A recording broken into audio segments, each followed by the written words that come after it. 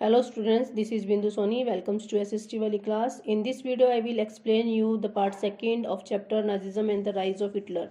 In previous video, I explained you the topics that were the birth of Weimar Republic, peace treaty of Versailles, and about the Spartacist League, then the year of depressions. Now in this video, I will explain you how the Hitler's rise to power and the reasons behind Hitler's rise and what were the promises made by the Hitler.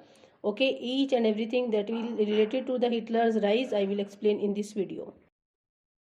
So let's start the topic, the rise of Hitler. So the era of Hitler is perhaps the darkest period in the entire history of the world.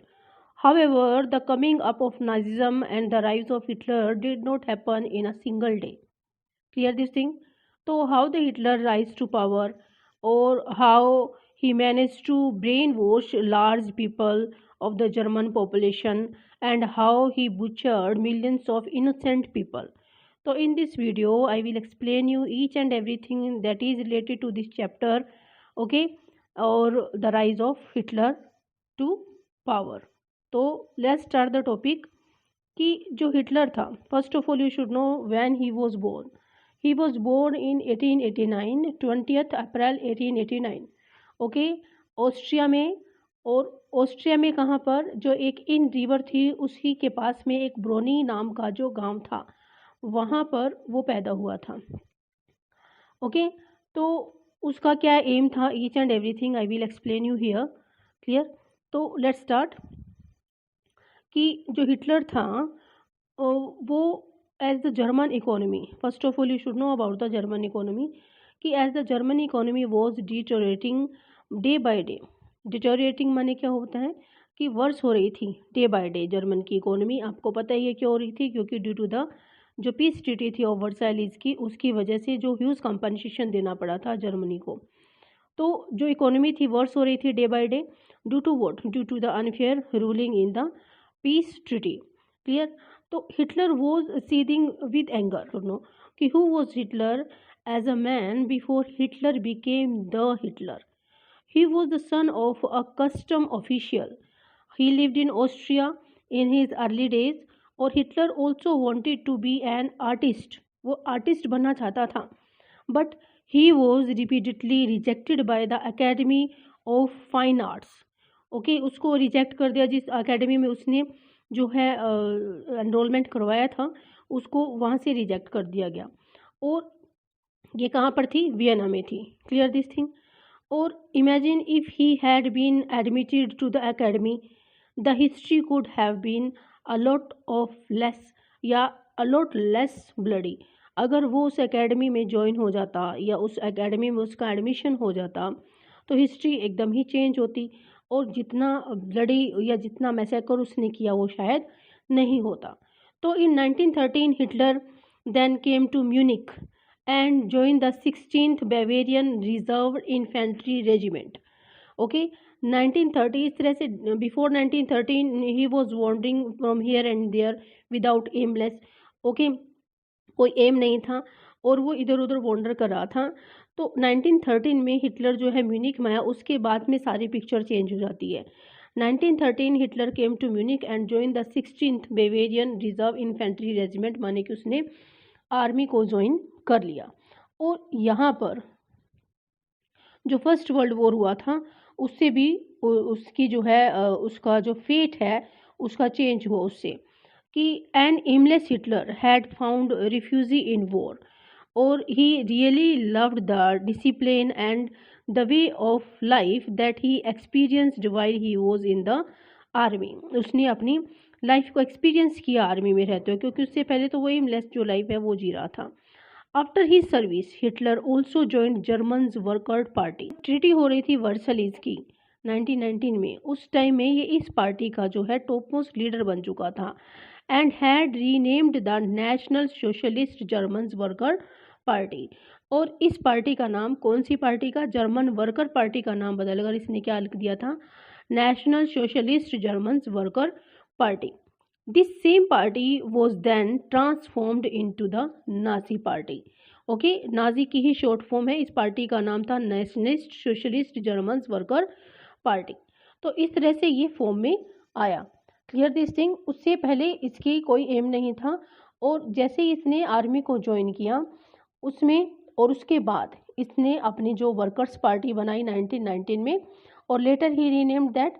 Okay, तो यहाँ से सारा scenario change हो जाता है। Now what promises he made, उसने कौन कौन से प्रोमिसेस किए लोगों से। ओके, और जिसकी वजह से वो काफ़ी फेमस हो गया जर्मनी में। तो हिटलर वो पावरफुल स्पीकर, सबसे पहले तो आप ये जानिए उसने जर्मनी के लोगों को किस तरह से इन्फ्लुएंस किया अपनी स्पीचेस के through. He was a powerful speaker. His passionate speeches about the fatherland and promises inspired German people. उसने कई प्रोमिसेस किए, क्योंकि आप सभी को पता है कि जो वर्सलीज की ट्रीटी थी उससे लोग कितने जो एंग्री थे, और वो जो प्रेजेंट सिस्टम था डेमोक्रेटिक गवर्नमेंट से वो फेडअप हो चुके थे। Each and everything you read in the previous section, I told you in the previous video, है ना। तो ये जो उस तरह का सिस्टम था उसने भी सपोर्ट किया, पॉलिटिकल सिस्टम ने सबसे ज़्यादा सपोर्ट किया। वर्सलीज की जो ट्रीटी थी उसने सबसे ज़्यादा सपोर्ट किया हिटलर को पावर में आने के लिए, क्योंकि वो जो एरा था एकदम हिटलर को सपोर्ट कर रहा था कि वो फॉर्म में आए, और लोग उससे इम्प्रेस हो रहे थे। तो what the promises he made to the people. Number 1, the moral of German people was at the very bottom after the treaty. Clear, उसने क्या किया कि नंबर 1 कि उसने प्रॉमिस किया to build a strong nation undo the injust of Versailles treaty, or restore the dignity of the German people and create opportunities for the unemployed people. Number 1, this promise he made. Or then he promised employment for those looking for the work. Okay, a secure future for the youth. Then he promised to weed out of foreign influences to resist all foreign जो conspiracies है against Germany. और जितनी भी conspiracies माने secret plan हो रहे थे Germany के खिलाफ, उन सबको वो क्या कर देगा, ख़त्म कर देगा। तो ये सारे कुछ जो हिटलर ने प्रॉमिस किए, और इससे जो जर्मनी की जनता थी वो बहुत इन्फ्लुएंस हुई। और इसी के साथ साथ उसने कहा कि वो कम्युनिस्ट जो लोग हैं उनको भी क्या कर देगा, एलिमिनेट कर देगा। ये भी आगे फर्दर जो है पार्ट इसका भी एक्सप्लेनेशन होगा कि कैसे उसने एलिमिनेट किया कम्युनिस्ट को। वो कम्युनिस्ट को, डेमोक्रेटिक सिस्टम को जर्मनी का दुश्मन मानता था, और प्रेजेंट सिस्टम से वो बहुत ही ज़्यादा क्या था, नाराज़ था। वो चेंज करना चाहता था उस सब चीज़ को, क्योंकि वो सारी चीज़ें जो है डेमोक्रेटिक गवर्नमेंट वो वर्सलिस की जो ट्रीटी थी, ह्यूमिलेटिंग ट्रीटी, उसको स्टॉप नहीं कर पाई थी। इसलिए जो जनता है उसमें भी क्या था, एंगर था अगेंस्ट द वर्सलीज, और जो वाइमर रिपब्लिक था उसके खिलाफ भी। तो what were the developments at the time of Hitler, कौन कौन सी डेवलपमेंट हुई हिटलर के टाइम में, कैसे वो फॉर्म में आया, कैसे पावर में आया।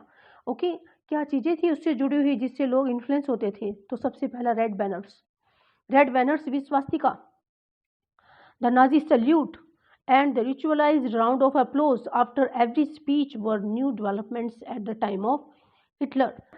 और Nazi propaganda skilfully projected Hitler as a मसीहा, और हिटलर को किस तरह से एक मसीहा के रूप में उन्होंने प्रस्तुत किया, सेवियर, मसीहा सेवियर, जो कि जर्मनी की जनता को जितने भी परेशानियां हो रही हैं, डिफ़िकल्टीज प्रेजेंट सिस्टम से, वो सभी से बाहर निकालेगा। वो अकेला एक कौन है, हिटलर ही है।